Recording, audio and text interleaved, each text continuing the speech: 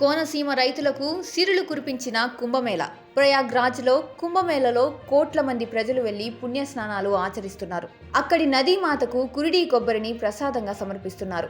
ఆలయాల వద్ద కూడా కొబ్బరికాయలు కొడుతున్నారు. ఇవన్నీ ఎక్కడి నుంచి ఎగుమతులు అవుతున్నాయో తెలుసా? కేరళ తలపించే కోనసీమ ప్రాంతం నుంచే వందల లారీల సరుకు ఇక్కడి నుంచి ఎగుమతి అవుతోంది. ఉమ్మడి ఉభయ గోదావరి జిల్లాల నుంచి అత్యధికంగా ఈ కొబ్బరికాయల సరఫరా జరుగుతోందని అధికారులు చెబుతున్నారు.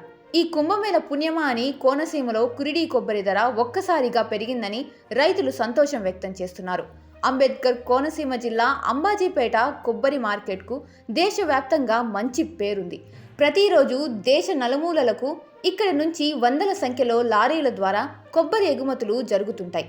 అయితే ఇప్పుడు ప్రయాగ్రాజ్లో కుంభమేళలో నదీ తల్లికి కురిడి కొబ్బరి నైవేద్యంగా సమర్పించడం ఆనవాయితీ.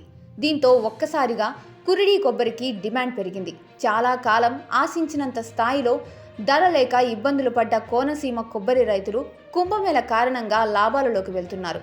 ఇది ఎంతలా అంటే కొబ్బరి మార్కెట్లో ధర 18,000 నుంచి 20,000 రూపాయల వరకు పలుకుతుండడంతో గతంలో ఈ స్థాయి ధర ఎప్పుడూ పలకలేదని అంబాజీపేట కొబ్బరి వ్యాపారులు చెబుతున్నారు. కురిడి కొబ్బరి కేవలం నూనె అవసరాల కోసమే ఉభయ గోదావరి జిల్లాలో సుమారు 100 నుంచి 300 లారీల వరకు కొబ్బరి ఎగుమతులు జరుగుతున్నాయని రైతులు చెబుతున్నారు. వ్యాపారస్తులకు, రైతులకు, వినియోగదారులకు గతంలో కేవలం 7,000 రూపాయల వరకు పడిపోయిన కొబ్బరి ధర ఇప్పుడు 18,000 రూపాయలకు పైబడి పలుకుతోంది. దీనిపై సంతోషం వ్యక్తం చేస్తున్నారు రైతులు.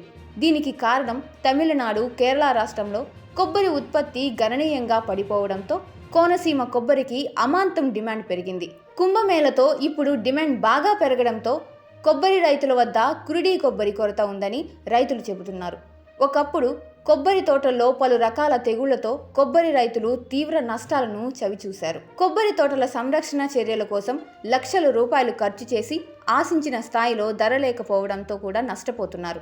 అయితే ఇప్పుడు కొబ్బరి ధర అమాంతరం ఎగబడడంతో రైతులు సంతోషం వ్యక్తం చేస్తున్నారు.